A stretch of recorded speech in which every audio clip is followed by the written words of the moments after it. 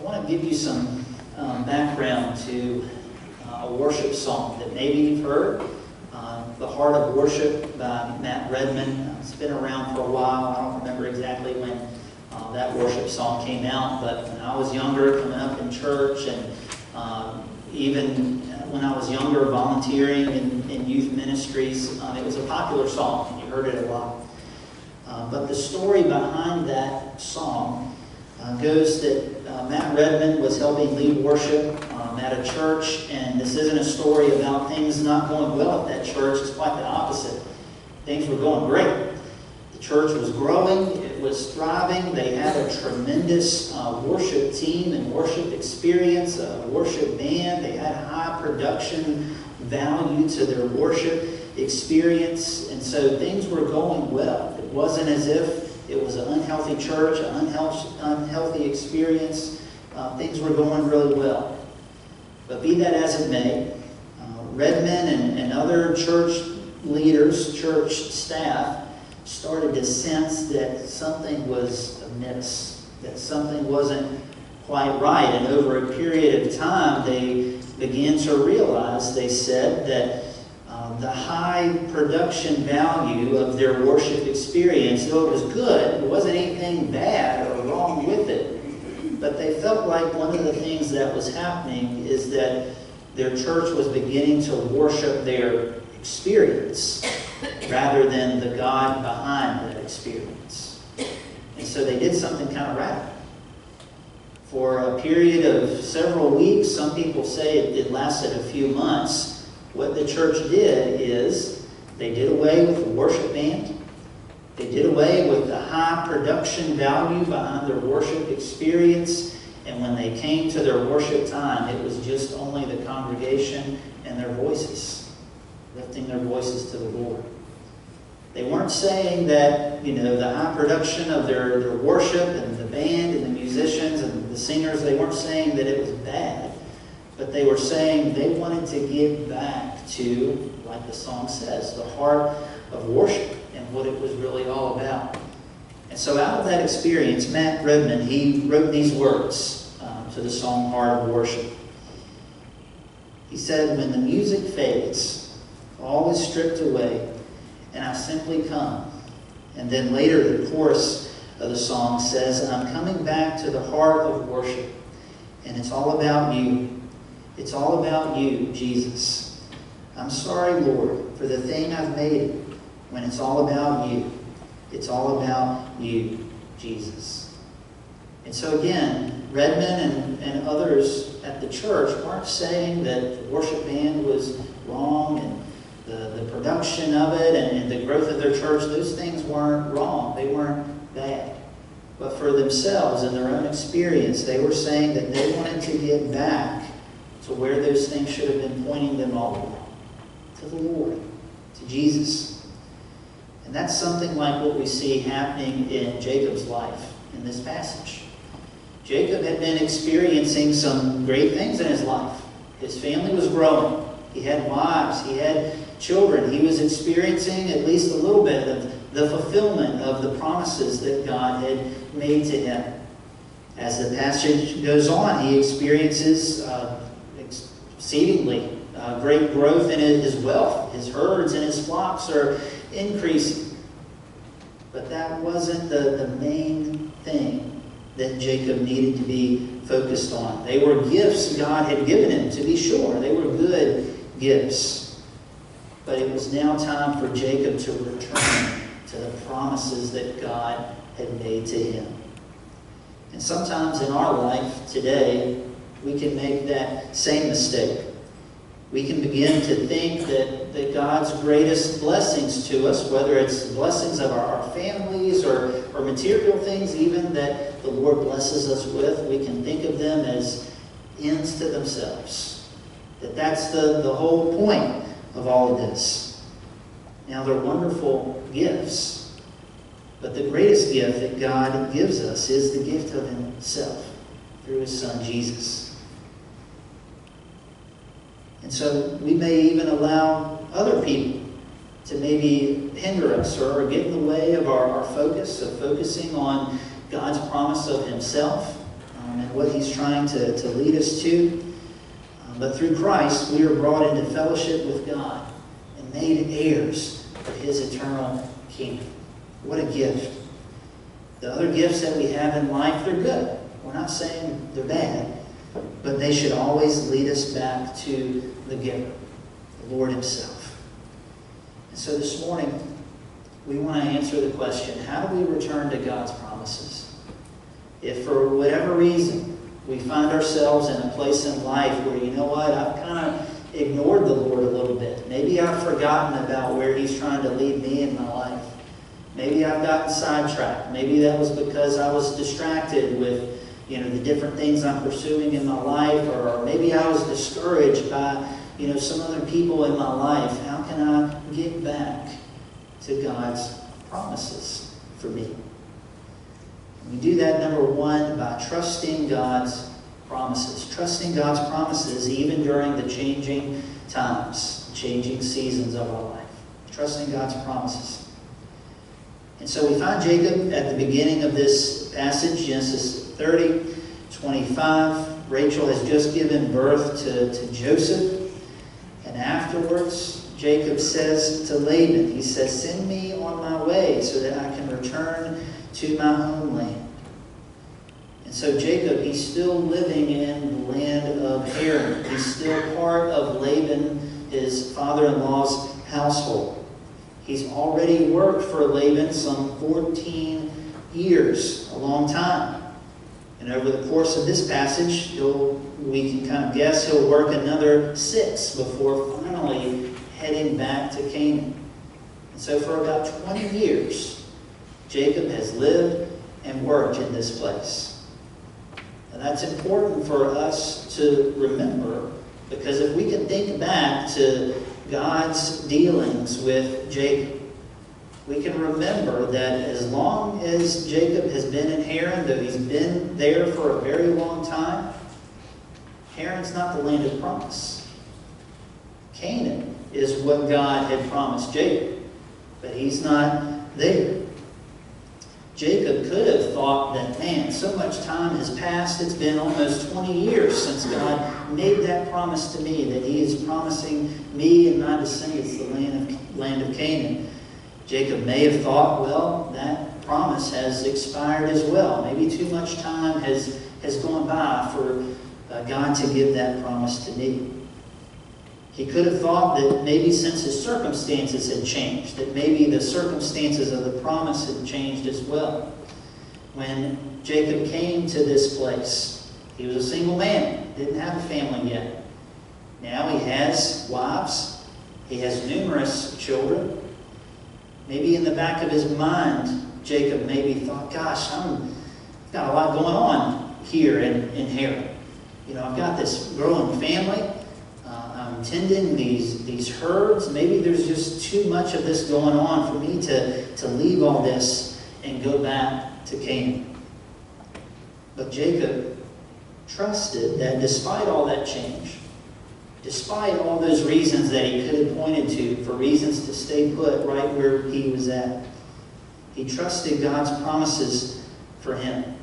Trusted those promises that God would give he and his descendants the land of Canaan, and he trusted that had not changed. Think of the trust that you and I have when we go on vacation. Maybe you go on one of these vacations where you rent a house. And maybe it's some distance away that you have to drive to get to that house, whether it's to the beach or it's in the mountains, wherever it is. And you pay your money, you make your reservation, you have a contract with them, but you still have to exercise that trust to get in the car and travel to the place, and trust that the home's going to be there, trust that you'll be able to get in there and spend the week there. The same kind of trust that Jacob has to exercise to say, you know what, I've been in this place a long time. Canaan is a long ways away. But I'm going to trust that the Lord is there. I'm going to trust that His promises are still good for me. If we can trust a vacation rental company to keep a house for us with all the horror stories that we hear all the time, how much more should we trust the Lord and His promises for us when we turn to Him. The Lord, who we can trust, who's always faithful to us. Hebrews chapter 10, verse 23. It says, "Let us hold on to the confession of our hope without wavering." We could say, let us hold on to the promises that the Lord has made to us without wavering. Why? Since He who promised is faithful. We continue trusting God's promises to us and continue turning to them over and over again, no matter where life may find us, because God is faithful. We can trust Him. Secondly, if we are to return to God's promises in our life, we are to pursue God's promises, even if others oppose us. Pursue God's promises, even if others oppose us. And so Jacob, he makes this plea to Laban, let me return to my homeland, let me return to Canaan, let me take my family and what I've acquired and let me go. But Laban can't just let Jacob go. Jacob has become kind of the cash cow, so to speak, for Laban. Laban says he understands that he has prospered because of Jacob. Because of all that Jacob could do for him, he's prospered greatly. He doesn't want to let go of that. And so there's some back and forth. Jacob finally suggests his price of what Laban could pay to let Jacob go. He says he'll continue shepherding Laban's flocks a few more years, and his wages will be the spotted and speckled goats and the dark-colored sheep born in the flocks. Now, if we're not accustomed to shepherding and herding and raising, flocks, we might miss the significance of this. But notice that undoubtedly Laban thinks this is a great deal. He pounces on this deal. Now, many have said that the idea of Jacob claiming the speckled and spotted goats and the dark-colored sheep, that they probably would have been rarer than the sheep who were all white, or the goats who were most likely in this area, in this time period, either like all tan or like all brown. And so essentially Jacob is claiming the rare occurrences. I'll claim the rare goats and the sheep who were born. And so Laban thinks, man, this is a killer deal. I'm of course going to jump on that. But nevertheless, Laban still tries to ensure that he comes out on top. In verses 35 through 36, he tries to ensure his success. He takes out the goats that he has that are streaked, spotted, and speckled, and he takes out all the dark-colored lambs, and he puts his sons in charge of them, and he sends them away on a 3-day journey, presumably to keep those away from Jacob, to reduce even more the chance that Jacob would be able to claim new ones that would be born. And so again, we see, and if we follow the story of Jacob and Laban, we see over and over again that Jacob is deceived and opposed by Laban. He can't trust him. Laban is continually trying to keep Jacob under his thumb, to try to manipulate Jacob. But is Jacob stopped? Is Jacob's success stopped? Certainly not. He continues to pursue God's promises, and as we'll see, God continues to grant him success and fulfill his promises that he made to Jacob. We might be reminded of Nehemiah. And in the book of Nehemiah, Nehemiah is tasked with rebuilding the wall around Jerusalem, and he faces a lot of opposition. Continually, people are trying to disrupt his work. They're trying to intimidate him and the people who are working with him. But Nehemiah doesn't stop. He continues to pursue what God has called him to do. And so for you and I, when we think of following God's promises, maybe returning to his promises in our life, it's important for us to remember that our pursuit of God's promises are not a negotiation with anyone else. If we are truly and earnestly pursuing God, pursuing him promises. We don't have to negotiate that with anybody, should anyone want to oppose us. And the unfortunate fact about the world is that if we are pursuing the Lord, if we are trying to turn ourselves to Him and His promises, chances are there will be somebody out there in the world that will oppose us. The world does not want us to turn to the Lord and follow Him. Even more so, when we go home in the afternoons or in the evening and we turn on the TV and we see the bad and the horrible things of the world, and we see the people on TV or the internet who frustrate us and make us so angry, those people aren't going to turn us away from the Lord's promises. We may feel like there's countless people out there that oppose us. We may feel like the political party we're not a part of opposes us, but they're not going to turn us from pursuing the Lord's promises. Why is that? Because our faith is in the one who has overcome. That's what Jesus says in John 16, verse 33. He says, I told you these things so that in me you may have peace. You will have suffering in this world. Be courageous. I have conquered the world. Jesus doesn't promise us an easy life. He doesn't promise us that no one will ever oppose us if we follow Him. But He does promise us victory through Him. That's how we can continually return ourselves to His promises, by understanding that we have His backing, His support. We put our faith in His victory. And then lastly, if we are to return to God's promises in our life, we depend on God's grace. Depend on God's grace. Jacob, he now begins quite an interesting breeding program for the sheep and the goats. We're told how Jacob came up with, we're not told how Jacob came up with this plan or why it worked, but he peels the bark off of certain branches of trees and sets them before the animals, so that when they see them and they breed, that they would come out the way that Jacob wanted, either speckled and spotted in the case of the goats, or dark colored as in the case of the sheep. And he, of course, would keep those.